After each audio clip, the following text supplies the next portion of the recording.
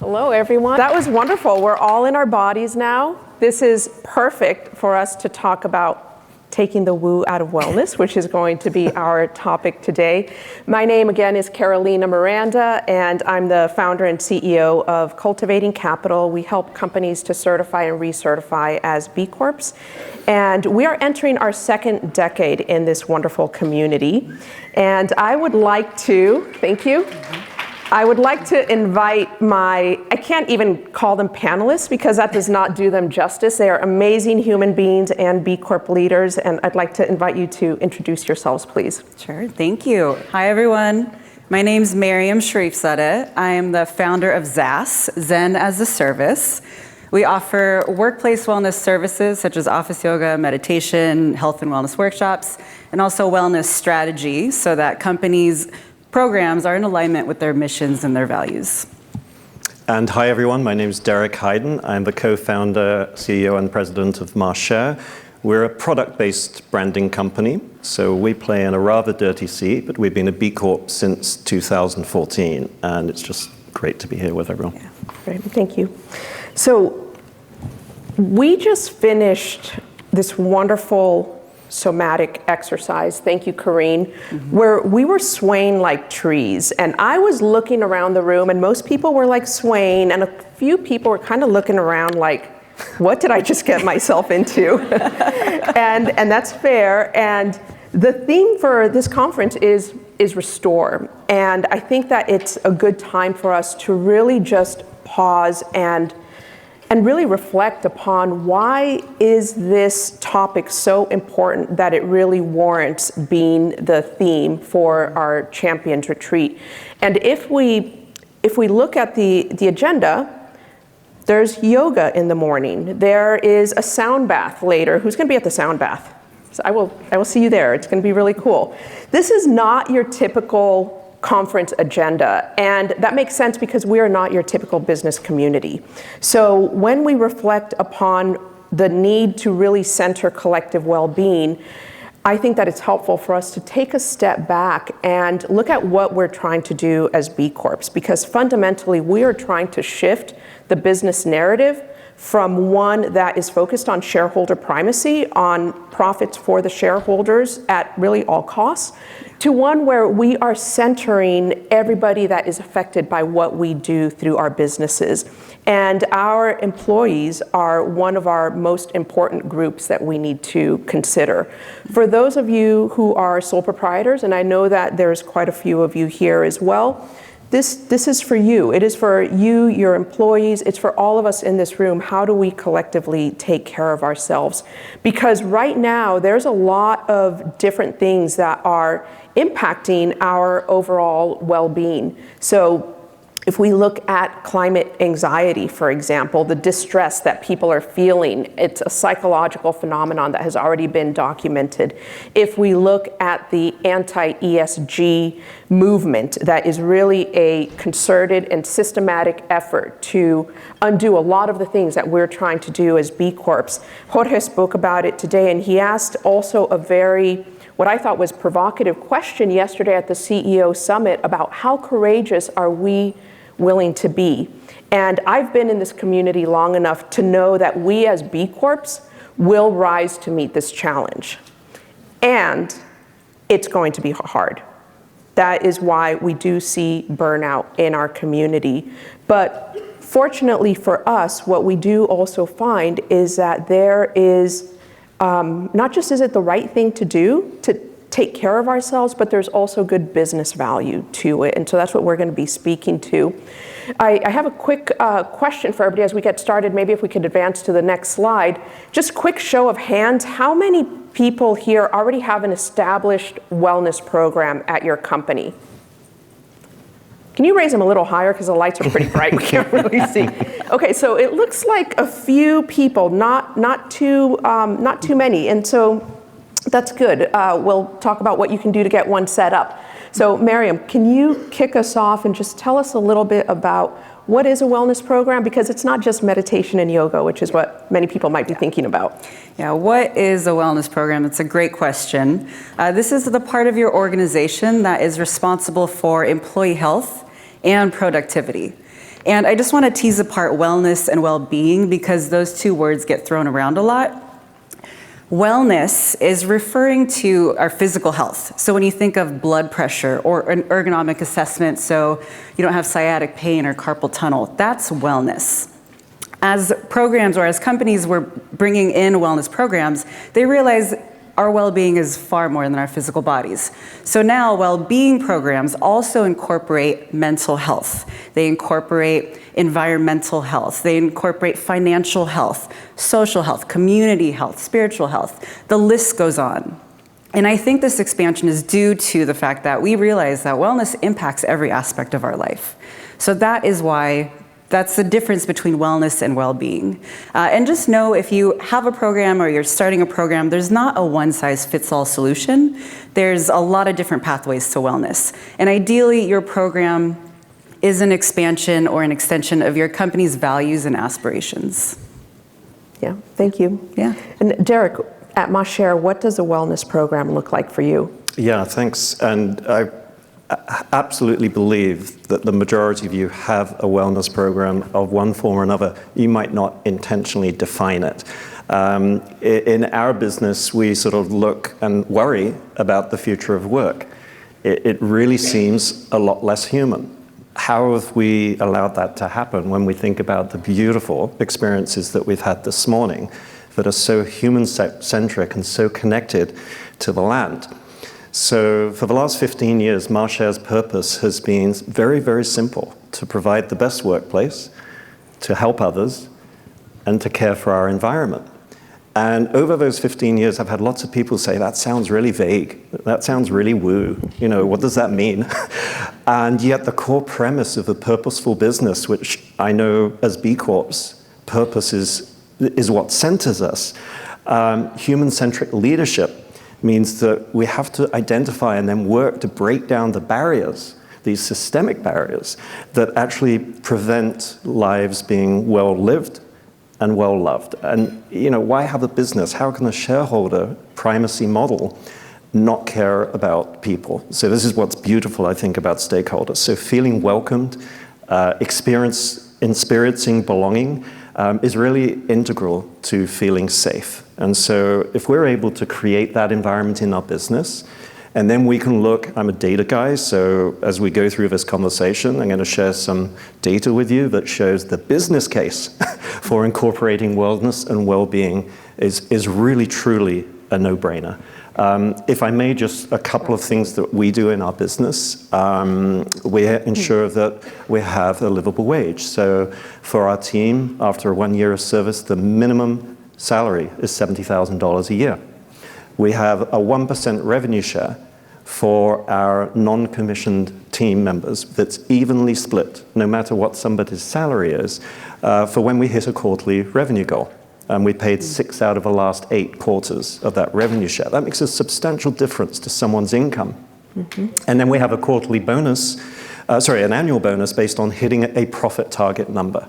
So this creates a real vested interest in how do we do more. And I'll share some more things that we're doing in our business that I think, hopefully really illustrate the business case. Mm-hmm. No, that's great. So let me just ask you a little bit about this, because you're obviously investing a lot, and you have for a long time. How do you know that the wellness program is actually working? Yeah, I mean, the most simple part of this is if we look at data. So what's our attrition rate? When B-Lab conducted its research, it was released just a couple of months ago, that compared B Corps and non-B Corps between the period of 2019 and 2022. The resilience and the durability of B Corps outperformed non-B Corps. So in our case, from August 2020 to December of last year, every team member that was with us in August was still with us in December. We lost one person at the end of December. To me, to go through the Great Resignation, a period of time where lots of companies were struggling to hire, and through that period, 60% of our revenue comes from the travel and tourism sector, and that business completely died, shows and provides a testament to people's willingness to care for each other and ensure the survival of the company. Mm-hmm. Yeah. And what about on your end, Miriam? What are some of the things that you see with your clients that indicate that these programs do actually work? That's a good question. I taught a class on site for one of my clients recently, and the CEO of the association showed up, David Durden. And David is not a yogi, okay? He's maybe taken 1 or 2 classes ever, but he showed up to the session. And about halfway through the class, I have everyone balancing in tree pose, and I joke, focus y'all, the boss is here, and he just quickly responded like, I could barely hold the pose myself, and falls over. He's laughing, everyone else falls over, they're laughing. And just in that moment, the room expanded. It felt like we weren't at work anymore. And David is not immune to stress or tight hamstrings, right? He still showed up to the session because he's demonstrating to his employees that wellness is important to them. It's important for him, and it's important for them. So I think he's showing the kind of embodied leadership that we really need to see when it comes to wellness programs. And I share this story because he's the CEO of an association of a 237-person company. They also didn't lose a single person during the pandemic. They recently this year just hired 8 more people because they're doing so well and they're growing. So these are one of many stories I have. And we have a lot of research that we link in an article that we'll share with you that also provides a lot of the same stories and data. But let me play devil's advocate here for a little bit, because isn't there also data that shows that wellness programs don't work? Oh, you had to go there. Yes. Yeah, there's a lot of, well, not a lot, but there's been recent research that shows that wellness programs don't work. And what the research overlooks is that these companies aren't necessarily meeting employees' basic needs.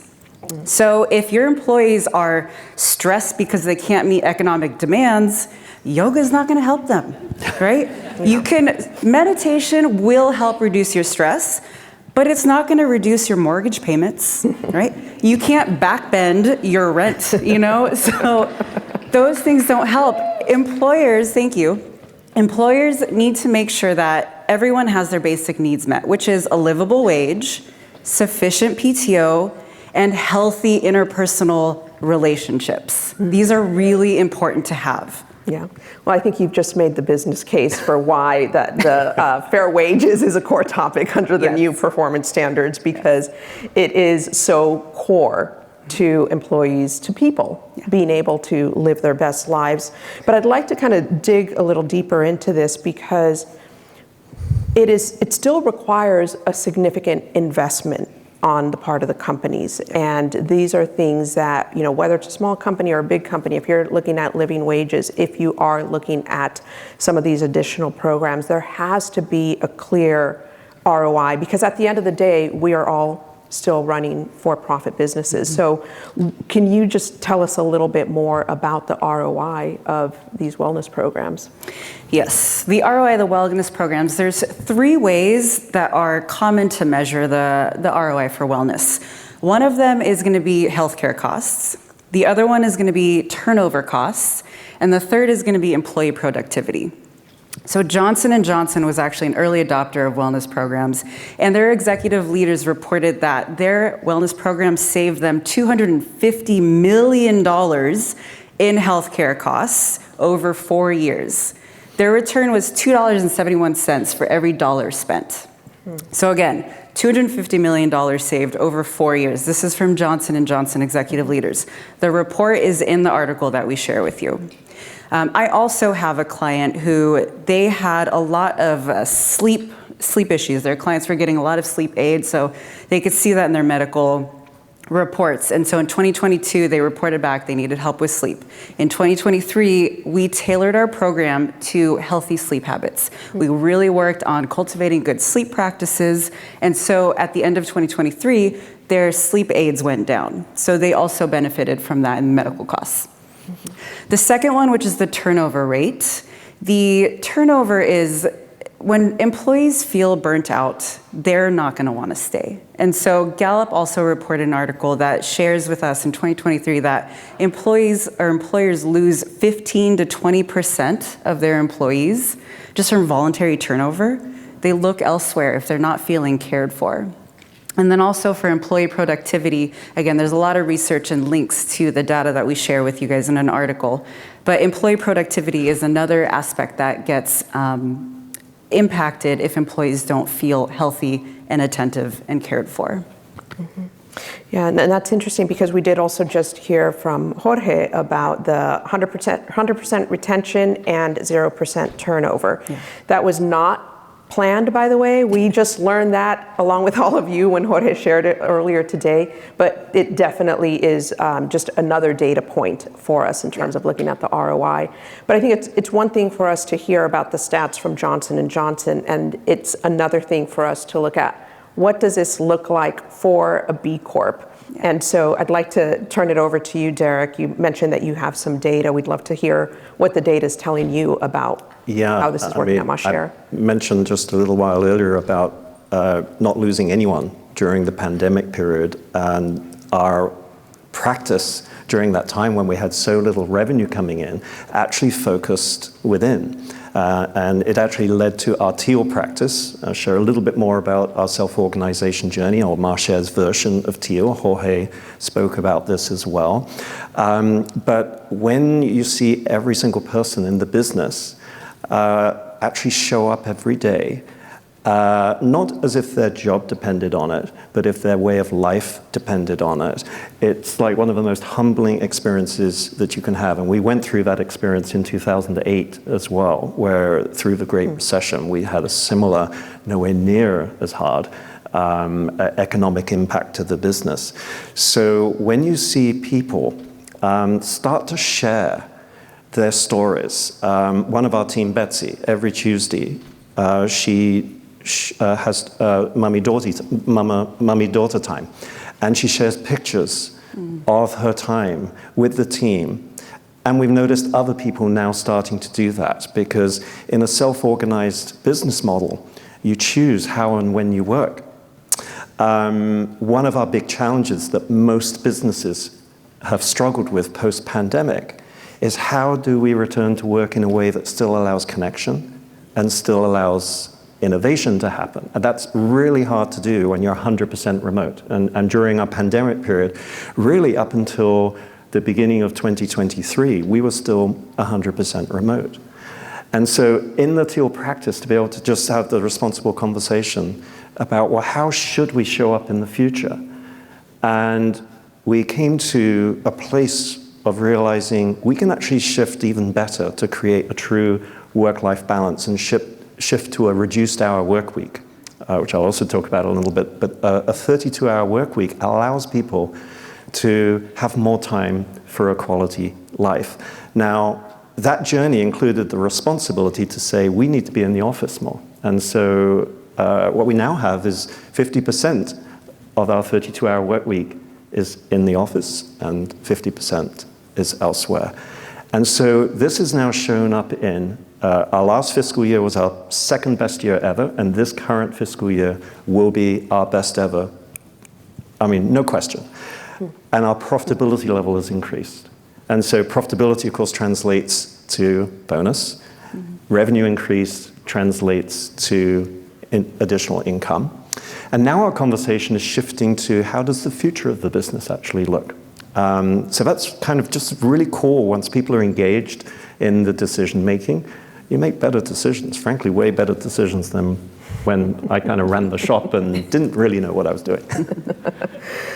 I think that's wonderful. There's really so much to learn from what you're doing at MarShare, and I definitely look to you as a model. I think that... But I have to say, please don't put the spotlight on MarShare, because I think every single thing we are doing in our business has come from this group and the incredible things that they have done way before we did. Really, honestly, big shout out to everybody here. Yeah, no, that's a good point, and that's one of the things that is really, I think, amazing about this community is that there is such a willingness to just share freely of what you're doing, because at the end of the day, we are all pushing against the headwinds of the mainstream business community. Yeah. And so, we're definitely all in this together. I think that when I asked at the beginning how many people had a wellness program, we actually saw a few hands go up, not too many. For those people in the audience that might be thinking like, this sounds great. How do we actually go about doing this? What are maybe a couple of steps that Marshare took early on in its journey? So I implore everybody to actually really think about purpose and culture, because first and foremost, if the purpose is clear and you have been able to work on an advanced culture, everything else kind of just flows naturally. If you just try to introduce one or two things, but people are perhaps doubting whether it's integrity or intention, it tends to sort of fall flat. You don't get the level of engagement that perhaps you could expect. Tim Masson from what was Ian Martin Group, and I have no idea if Tim's in the room, but in 2015 he talked about cathedral thinking and the importance to think about legacy being one thing that needs to happen after you've gone. And just as we went through the grounding experience this morning with the Indigenous leaders, it was just like this pay it forward cathedral thinking, I think is so important. So to me, it's a look in the mirror first. And then any of these practical examples that we've heard already, I mean, for us, livable wage, flex time off, extended parental leave, a real focus on your Jedi practice, and then financial literacy training. Again, picking this up from, I think, Rhino Foods. I remember Ted Castle talking about, we have $1,000, you need it, just let us know. We just need it to be repaid inside a year. So we just recently introduced that, no questions asked. So things that are just very human. Yeah, that's great. And I'm glad you mentioned Rhino Foods. I know we've linked to that in the article that we'll be sharing later. Miriam, what about on your end? Because you're working with a wide range of clients, and some of them might be kind of more advanced in their wellness journey than others. What are some of those kind of initial steps that you see companies taking? I think something that's really practical. So if you have no wellness initiative, there's nothing going on internally for you and your team, something as simple as starting a wellness channel can actually start the conversations and get people thinking that way. And you can just plant the seed in your culture that way. So just say if you have a Teams channel or a Slack channel, starting a wellness channel, sharing resources on that channel, maybe a sleep article, maybe a 20-second desk yoga video, whatever it is, whatever your employees want, it's simple, it's free, you can do it once or twice a week. It's really low investment. And that will plant the seed, and you'll see people's responses. You'll see how your employees and your team's engaging with that channel, and that will give you some feedback on, if you were to grow your wellness program, what would you want that to look like? Do you want to invest a little bit more in environmental health? Do you want to invest in, mental health or sleep health, or, what? It gives you a little bit more information that way. Now let's shift gears a little bit, because we're B Corps, and so that means that we are leaders in the business community, we are leaders in our industry very often, and so we're always looking at how do we continually improve. And so perhaps for those companies that did raise their hands, that do already have some type of wellness program in place, what are maybe some of those more kind of aspirational, really forward-thinking practices that you've seen? And let's start with Miriam and then hear from Derek. Aspirational hopes and dreams. I don't think this is intangible. I just think it's far away. But I would love for every company to have some kind of wellness department or chief wellness officer. I just want employee health and well-being to be considered in every decision that the company makes. I think that would make a huge step forward in the direction that we need to go. Yeah, well, that's interesting, because a lot of companies probably have somebody who's doing HR, they have an HR department, but it's not the wellness piece isn't being fully integrated. Please don't throw it on HR. HR does enough. HR is overworked and underappreciated. Please don't dump this on them. They need to have their own well-being restored as well. Yes, they need their own well-being work. What about at Marshare, Derek? What are you doing that is a little more forward-thinking that others could learn from? Yeah, I think a couple of things might be interesting. One, don't be afraid to fail. So in 2015, inspired by many people in this room, we started our Teal journey to self-organization, and 3 years later, we failed. we got too busy and we actually forgot what was important, which is our own grounding exercises, that we were perhaps chasing the dollar too much, benefiting from that, but at the same time we weren't paying attention to how we sit at home. And so that started again in 2020, where one of our team members, a project manager, Brianne, she said, I'd like to lead our teal practice and our teal transition, something that she still does to this day with our culture team. That has enabled success factors to be in place to look at efficiency and realize that we were grossly inefficient with too many meetings, not using technology the way it could be used. And so our journey to a 32-hour work week, which went live on the 2nd of January after what was nearly 18 months operationalizing, but with a confidence that we weren't going to fail with 32 hours. And what happened there was that people had to really tune into their unique abilities. How often do you get to bring your whole self to work and actually co-create what it is that you do, or how you might change what you do based on your unique talents, which is, I describe as a superior skill that seems to effortlessly flow, and you really enjoy doing. What an amazing place if everybody could live and work in their unique ability zone. So having that intentionality. So I'm going to tell the story of Ben. Ben is one of our graphic designers, and he came into our business many years ago, very shy, from what I would describe as an abusive work environment in the past. And there was this just amazing power that was waiting to come out. He developed a self-development plan, something that everybody in our team works on, and started with Toastmasters. And from Toastmasters, gained confidence to create a program called Venice Speech. And if you just Google Marcher and Venice Speech, you'll find something about it. That initially started as an internal communication challenge to help everybody in the business face their fears. I hate public speaking, if you don't know. So that Venice Speech was very, very powerful for me personally. And then he used it to connect dots. Because our business, we've always looked at it as a petri dish of possibility that others can lift up, make better, and what they make better comes back into our business and helps grow our business. So he formed a partnership with Santa Monica College, and we created a design scholarship specifically for Indigenous people to be able to go through design school. But we're a small business. We employ 26 people, so we're not hiring that often, but our customers are. And so Ben created a competition, a design competition with some of our other team members.